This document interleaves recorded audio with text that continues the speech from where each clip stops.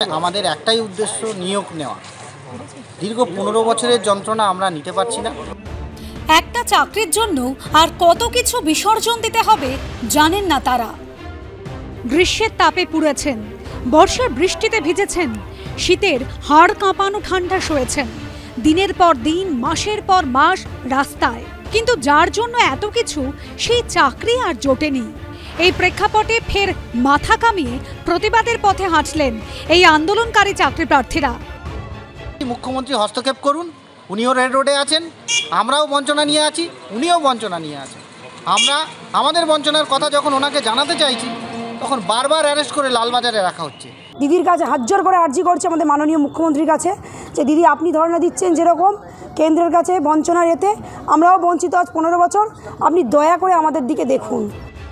গত বছরের ডিসেম্বর মাসে ঠিক এভাবেই চোখের জল ফেলতে ফেলতে প্রতিবাদে মাথা কামিয়েছিলেন এক মহিলা সহ 2 চাকরি প্রার্থী। তারই পুনরাবৃত্তি এবার ডায়মন্ড হারবারে। মানুষের সৌন্দর্য চুল, সেটাকে আমরা বিলীন করে প্রতিবাদের প্রতীক হিসেবে ব্যবহার করলাম। দুমুঠো ভাত না খেতে পারে, তার পেটে যদি অভাব থেকে যায়, তাহলে সে কিভাবে থাকবে?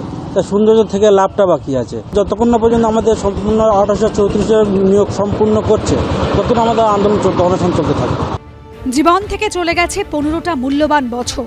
এখনো চাকরি পাননি 2009 দক্ষিণ 24 পরগনার প্রাথমিকের চাকরি প্রার্থীরা।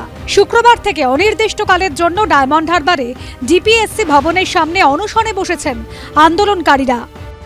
কোর্টের অর্ডার হয়ে গেল, এখন দেখা গেল পূর্ণ তালিকা আর সরকার প্রকাশ করছে না, চাকরিও দিচ্ছে না। অথচ এরা পরীক্ষা দিয়ে পূর্ণাঙ্গ তালিকা প্রকাশ স্বচ্ছভাবে হবে, চাকরি পাবে, এই ভরসায় এরা ছিলেন। কিন্তু এদেরকে ঠকাচ্ছে রাজ্য সরকার, সেটা কিন্তু আরেকবার স্পষ্ট হলো। অনশনে বসেছেন আজকে ওরা।